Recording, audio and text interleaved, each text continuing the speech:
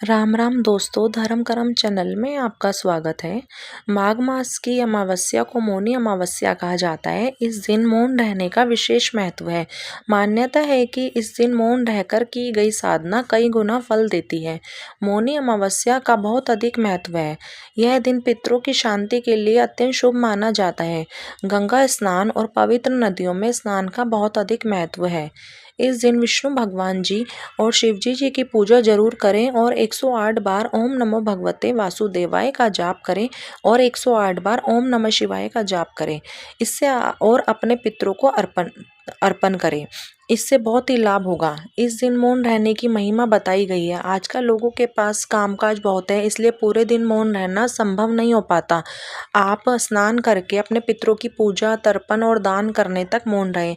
इससे भी आपको कई गुना फल की प्राप्ति होगी। मौनी अमावस्या पर दान का बहुत अधिक महत्व है। जैसे आप काले तिल, अन्न, वस्त्र, कंबल, गुड़, घी ब्राह्मणों को भोजन जरूर कराएं। इससे बहुत अधिक लाभ प्राप्त होगा। मौनी अमावस्या पर आपको पूजा पाठ, दान, स्नान करने से काफ़ी लाभ मिलेगा। पितृदोषों से मुक्ति मिलेगी, आर्थिक समस्याओं से राहत मिलेगी, घर में सुख समृद्धि में बढ़ोतरी होगी। मौनी अमावस्या पर व्रत रखने की परंपरा अलग अलग घरों में अलग अलग है। कुछ लोग अमावस्या पर पूरे दिन व्रत रखते हैं, चंद्रमा उगने तक। कुछ लोग सूर्य छिपने तक व्रत रखते हैं, तो कुछ लोग स्नान, दान, पितृ पूजा तक व्रत रखते हैं। आपके घर में कैसी परंपरा है, आप वैसे ही करें। हमारे घर में तो स्नान, दान, पूजा तक ही मौन रहकर व्रत रखा जाता है। मौनी अमावस्या के व्रत की कहानी अब हम इस प्रकार कहेंगे। प्राचीन काल में महाराज मनु अत्यंत धर्मपरायण और तपस्वी राजा थे।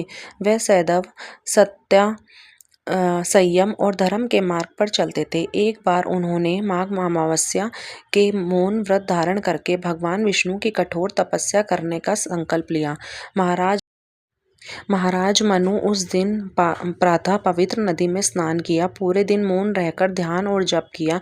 किसी से वाणी द्वारा स्वाद नहीं किया, केवल मन में ही ईश्वर का स्मरण किया। उनकी तपस्या और मौन साधना से विष्णु भगवान अत्यंत प्रसन्न हुए। भगवान ने उन्हें दर्शन देकर कहा कि हे मनु, तुम्हारे मौन, संयम और तप से मैं प्रसन्न हूँ। यह अमावस्या अब तुम्हारे नाम से जानी जाएगी और जो भी व्यक्ति इस दिन मौन रहकर स्नान, दान और जप करेगा उसे विशेष पुण्य की प्राप्ति होगी।